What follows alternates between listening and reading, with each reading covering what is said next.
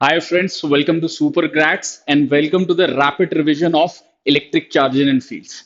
Students, इस video में we are going to discuss कि हम कैसे जल्दी से जल्दी कुछ मल्टीपल चॉइस क्वेश्चंस कर सकते हैं जो one of the most important topics में से लिए गए हैं.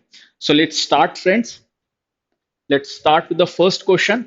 First question कह रहा है two similar spheres having plus q and minus q charges are kept at a certain distance. F force acts between the two.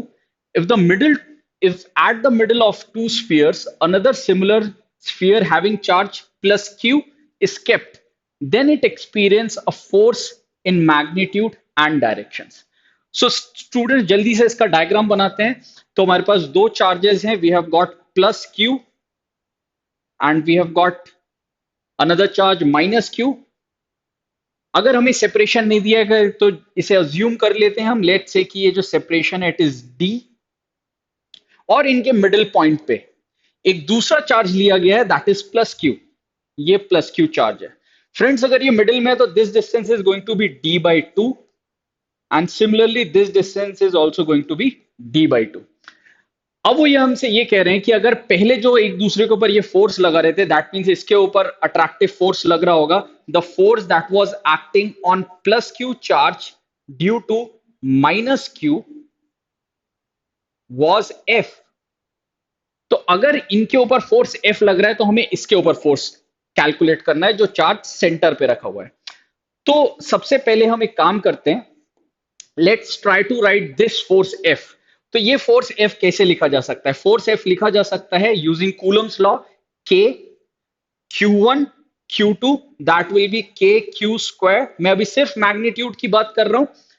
के Q square upon D square. This is ये वो force है जो minus Q Q के ऊपर लगा रहा है एंड क्यू माइनस क्यू के ऊपर लगा रहा है. राइट ये अट्रैक्टिव फोर्स होने वाले हैं. दोनों का साइन जो है वो ऑपोजिट है.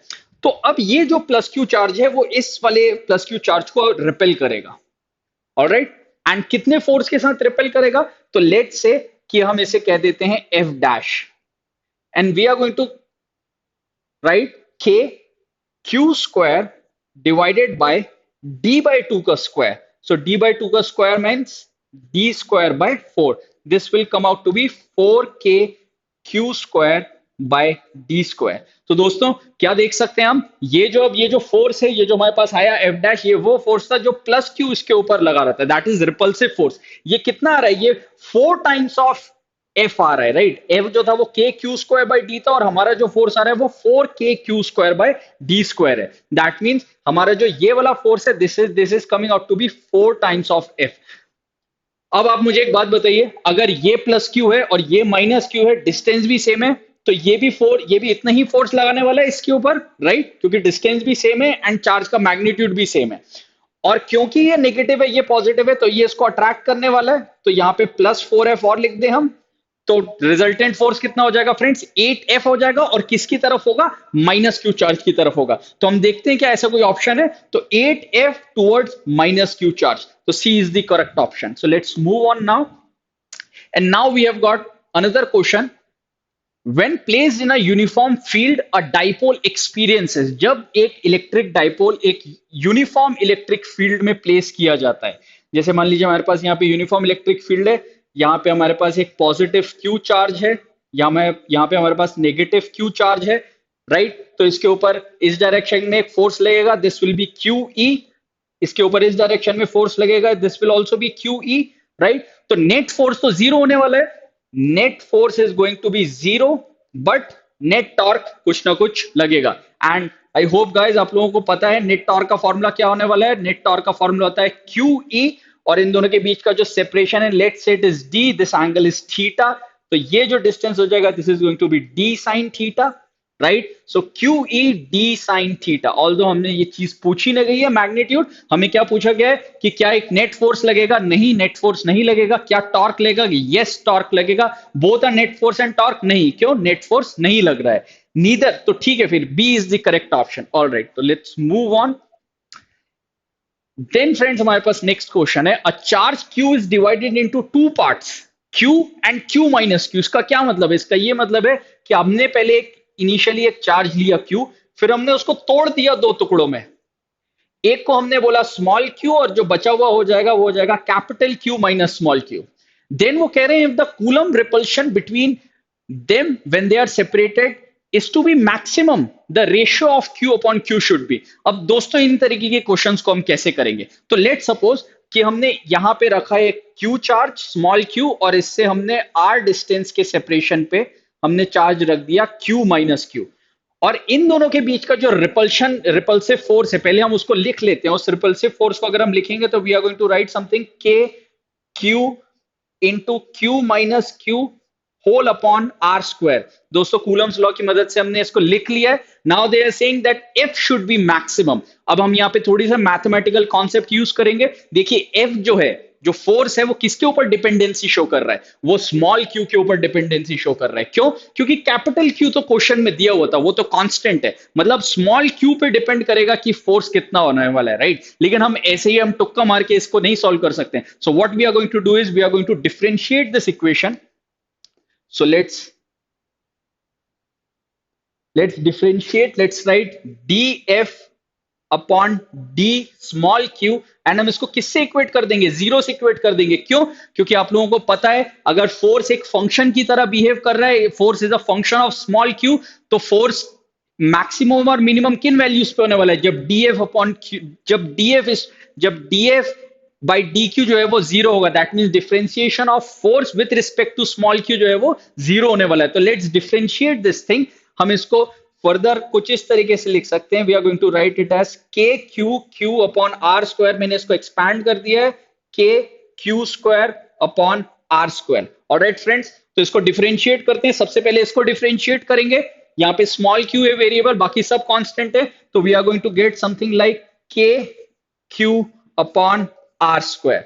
देन माइनस, जब हम इसको डिफरेंशिएट करेंगे, देखिए क्यू स्क्वायर, क्यू के ऊपर की पावर टू जो it will come down, it will become two times of K Q by R square and is equals to zero, right? R square can be taken common, K can be taken common, and q can be written as two times of small q। अब question में हमसे पूछा गया था q by small q का ratio, तो q by small q का ratio क्या आ रहा है दोस्तों? It is coming out to be 2:1। Alright, so 2:1 is the correct option. Let's move on. Then we have got another question. Four charges are arranged at the corners of a square A, B, C, D as shown. The force on the charge kept at the center O is. तो दोस्तों हमसे ये बोला जा रहा है कि यहाँ पे आपके पास A के ऊपर प्लस क्यू चार्ज रखा है, B पे प्लस 2q रखा हुआ है, D पे माइनस 2q है, एंड C पे प्लस q है। एंड दे आर आस्किंग कि अगर यहाँ पे हम एक टेस्ट चार्ज रख दें, ऑल दोनों ने टेस्ट चार्ज की बात नहीं की गई है, लेकिन अगर कुछ नहीं की गई है तो we are going to assume it a test charge. अगर हम यहाँ पे एक टेस्ट चार्ज रख दें, टेस्ट चार्ज का मतलब है कि ये प्लस 1 कूलम का चार्ज यहाँ पे रखा हुआ है। ऑलराइट, तो इसके ऊपर किस डायरेक्शन में फोर्स लगेगा? तो लेट्स सी।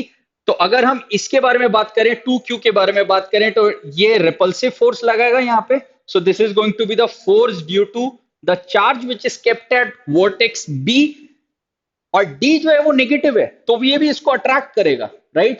तो D जो है वो इसको अट्रैक्ट करने वाला है, तो plus force due to charge kept at D, that is minus 2q। और उसके बाद फिर जो A है वो उसको रिपल्शन देगा इधर की तरफ, राइट? एंड C जो है वो भी इसको रिपल्शन देगा इधर की तरफ। अच्छा दोस्तों एक बात समझिए जरा, यहाँ पे चार्ज प्लस q है, यहाँ पे भी चार्ज प्लस q है, यहां से यहां तक का जो डिस्टेंस है और यहां से यहां तक का जो डिस्टेंस है वो सेम है, तो ये दोनों जो फोर्सेस लग रहे हैं ये एक दूसरे को कैंसिल आउट कर देंगे। This was force due to C, this was force due to A, तो ये दोनों एक दूसरे को कैंसिल आउट कर देंगे, राइट? अगर कैंसिल आउट कर देंगे तो नेट फोर्स किस डायरेक्शन में आने वाला है? तो नेट फोर्स आने वाला है डायगोनल BD के along. So the net force is going to be along the diagonal BD, so C is the correct option. Alright friends, let's move on to the next topic. Electric field lines provide the information about. तो electric field line से हमारा क्या मतलब है? देखिए electric field lines एक vector quantity है, वो इलेक्ट्रिक फील्ड इंटेंसिटी के बारे में बात करेगी, और वो किस किस चीज के बारे में बात कर सकती है? जैसे मान लीजिए हमारे पास एक पॉजिटिव चार्ज है, यहां से कुछ इलेक्ट्रिक फील्ड लाइंस ओरिजिनेट कर रही हैं, राइट? तो जैसे मान लीजिए ये इतना जो रीजन है, इस रीजन में आप देख सकते हैं कि इलेक्ट्रिक फील्ड लाइंस बहुत ज्यादा क्राउडेड है।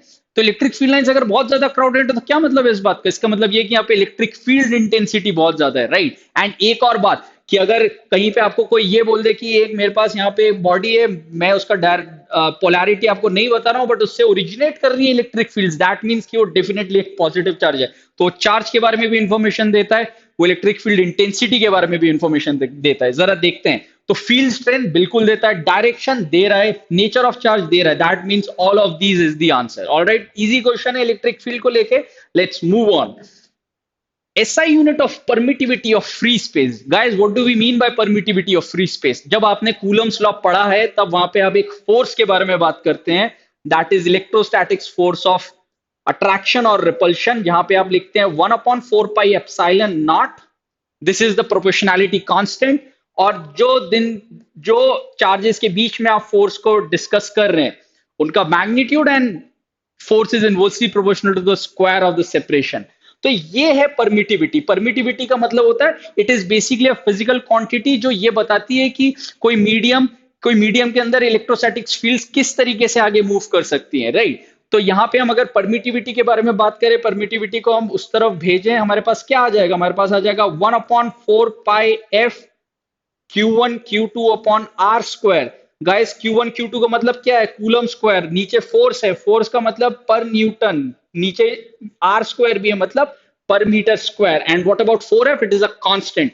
तो हमारे पास ऐसा यूनिट आ गई Coulomb square per newton per metre square. So Coulomb square per newton per metre square, that means C is the correct option. Alright friends, let's move on. Now we have got another question. The value of charge small q at the center of two equal and like charges q so that the three are in equilibrium. What do we mean by equilibrium, guys? क्या मतलब है equilibrium का? Equilibrium का मतलब है कि net force जो है वो जीरो होना चाहिए। अच्छा, क्या नेट फोर्स किसी एक पर्टिकुलर के ऊपर जीरो होना चाहिए या सिस्टम के ऊपर? गाइस, सिस्टम के ऊपर जो है वो नेट फोर्स जीरो होना चाहिए। मतलब सिस्टम में जो जो चीजें रखी हुई हैं उन सब पे नेट फोर्स जीरो होना चाहिए, यही मतलब है इक्विलिब्रियम का। Alright, so let's make a diagram. हम ये कह रहे हैं कि the value of charge q at the centre of two equal charges q। तो हम यहाँ पे दो इक्वल चार्जेस बना देते हैं, एक q, यहाँ पे भी q, एंड इनके सेंटर पे हमारे पास एक स्मॉल चार्ज q रखा हुआ है। गाइज, मैं इनके बीच का जो सेपरेशन है मैं ले लेता हूँ 2d, just for the simplicity, ताकि ये जो डिस्टेंस है ये d आ जाए। आप उसको d ले लें, वो d/2 हो जाएगा, कोई दिक्कत की बात नहीं है। ये भी जो डिस्टेंस है it is going to become d। अब वो ये कह रहे हैं कि आपको वैल्यू ऑफ चार्ज q बतानी है। ऑलराइट गाइस, तो अगर value of charge small q बतानी है तो आप स्मॉल q के ऊपर फोर्सेस नहीं बनाएंगे, राइट? क्यों नहीं बनाएंगे? अगर आप स्मॉल q के ऊपर बनाएंगे तो स्मॉल q तो कैंसिल आउट हो जाने वाला है। तो we are going to take this charge. हम इस चार्ज को लेते हैं, तो इस चार्ज के ऊपर ये जो चार्ज है वो अब कैसा फोर्स लगाना चाहिए? तो पहले एक बात करते हैं, पहले इसकी बात करते हैं। ये जो q है ये तो डेफिनेटली रिपल्सिव फोर्स लगाएगा, क्योंकि इन दोनों का साइन तो सेम है, पॉजिटिव है, तो ये तो रिपल्सिव फोर्स लगेगा। That means this should be a negative charge, right? तो एक चीज तो हमें समझ में आ गई कि इसका साइन कैसा होना चाहिए, इसका साइन होना चाहिए नेगेटिव, ताकि ये इसको अट्रैक्ट कर सके and there should be a possibility कि ये दोनों एक दूसरे को कैंसिल आउट कर देंगे। अगर आप इसको भी पॉजिटिव ले लोगे तो ये तो इसको और रिपेल करेगा, दैट मींस फोर्सेज ऐड हो जाएंगे। तो इसका मतलब ये है कि जो जो पॉजिटिव में दिए हुए हैं वो तो आंसर हो ही नहीं सकते हैं आपके। Alright, so that means negative में तो एक ही आंसर है, but let's make it a lot clear. इसका मैग्नीट्यूड भी हम निकाल के देखते हैं। तो यहां से अब हम लिखते हैं फोर्स ड्यू टू क्यू। अब ये वाला जो फोर्स है देखिए, मैं उसको लिखने वाला हूं, तो मैं लिखूंगा के क्यू स्क्वायर अपॉन 2d का square, that means 4d square is equal to, अब मैं लिखता हूं इन दोनों के बीच के फोर्स को, तो I am going to write K Q Q upon D square. Guys, के से के कैंसिल हो सकता है, एक कैपिटल क्यू कैंसिल हो सकता है, डी स्क्वायर कैंसिल हो सकता है, so small q is going to be capital Q by 4।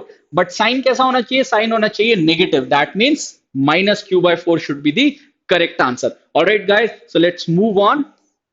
Let's move to the next question. Next question कह रहा है the electric field intensity due to an infinite cylinder of radius capital R having charge small q per unit length at a distance r from its axis is।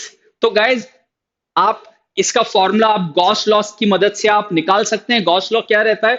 Gauss law में ये बोला जाता है कि E dot D S का integration is going to be equals to the 1/epsilon naught times of enclosed charge. All right. So if we have got a cylinder,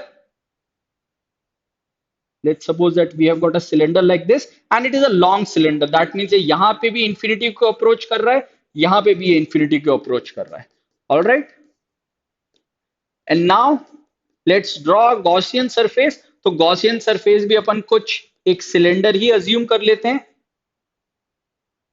And let's say friends कि ये यहां से यहां तक का जो distance है जैसा क्वेश्चन में दिया है वो स्मॉल r है और जो सिलेंडर का रेडियस है that is capital R.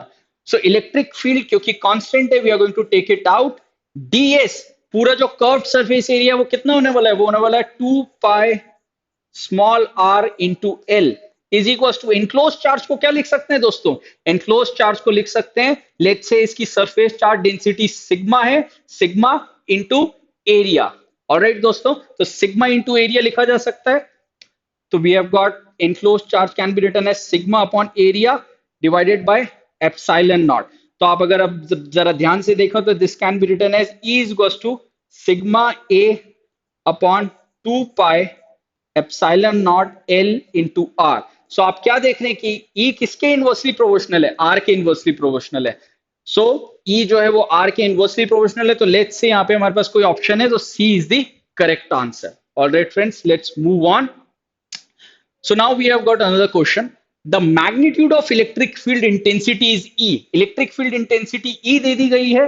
An electron is placed in it would experience an electrical force equal to its weight and is given by. तो दोस्तों अगर हमारे पास एक इलेक्ट्रॉन है उस पर ग्रेविटी तो नीचे एक्ट करेगी mg. सो अगर इसको बैलेंस करना है दैट मीन्स इसके ऊपर इलेक्ट्रोस्टैटिक्स फोर्स ऊपर एक्ट करना चाहिए दैट इज QE. तो हम उसको E लिख सकते हैं right. This is gravitational force, this is electrostatics force. अच्छा ये दोनों सेम होने चाहिए that means mg should be equals to E into capital E. तो कैपिटल E कितना आ जाएगा, कैपिटल E आ जाएगा mg बाई E.